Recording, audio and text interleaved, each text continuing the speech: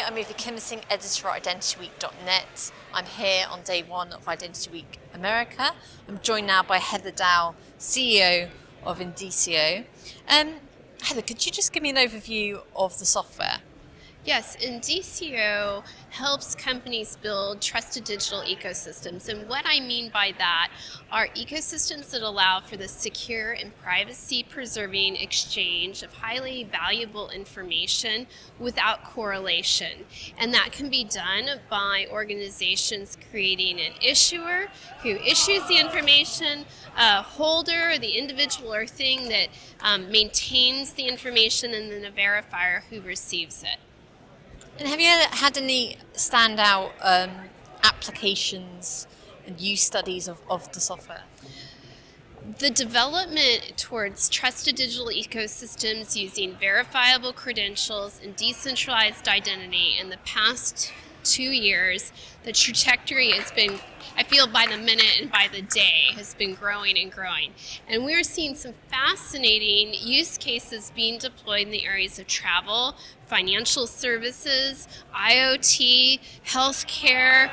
It goes on, the list goes on. But I think the ones that excite me the most I've been working on recently has been with SITA, the global aviation technology provider, are using verifiable credentials to issue the digital travel credential, to move the information that we all carry with us through the travel journey into a verifiable credential to allow for the seamless sharing of that information while protecting the traveler's privacy, but allowing them to interact with the airport, the airline, the governments, and hospitality providers along the way. And how important is it to achieve an interoperable identity ecosystem? The internet, or what we know as Web 2.0, was built without an identity layer, and that has allowed us to create all kinds of patchworks. I think, the thorn in most of our side would be a username and password. That is very Web 2.0. But where we're going in Web 3 is making sure that identity layer is baked in, so we don't have to come up with all this patchwork of fixes, which actually makes our life really challenging. And in the end, we still spend billions and trillions on security technology. And so interoperability is how that works. And working from open standards, open source, making the contributions, and making sure that everything that we build is interoperable together, and that as a community, as providers, as governments, as multinational corporations, for instance, airline travel, all the industries, we work together, and so we make sure that we're building interoperability in Web 3, and we don't repeat the mistakes that we've made in Web 2. The demands from end users, obviously, they've increased since the pandemic. How are you balancing security trust, delivering decentralized technologies?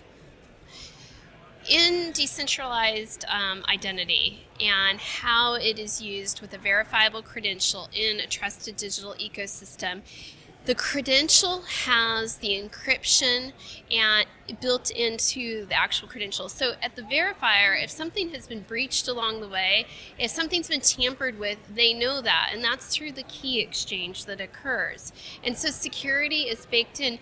If anything, I look at the zero trust framework. Decentralized identity is a salt and pepper. You pass them together. If you're developing to a zero trust framework, you need to be using decentralized identity.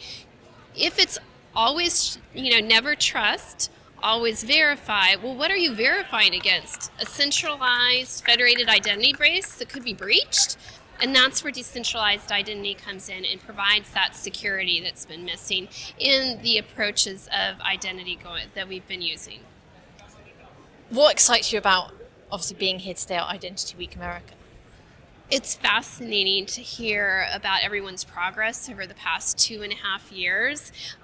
This is the first time many of us have been able to really get together in person and compare notes and talk about our experiences and show each other what we've been working on for all that time that we've been working from home. And so it's fantastic to see the amount of innovation that has happened from all of our home offices over the past 2 years. And really, this venue is a space for us to showcase what we actually did accomplish during the pandemic together. You're speaking on sort of the topic of legal frameworks, regulation. What are your main pointers in that conversation?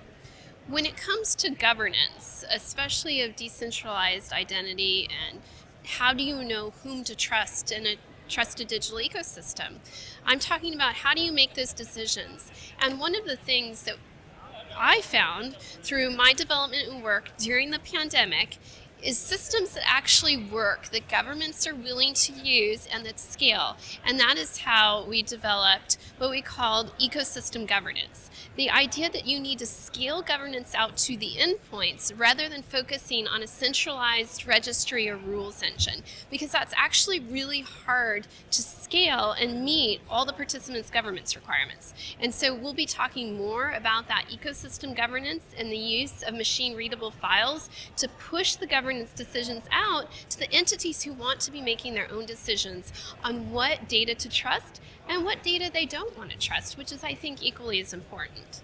It's great to have your viewpoint here at Identity Week America. Thank you. Thank you for having me.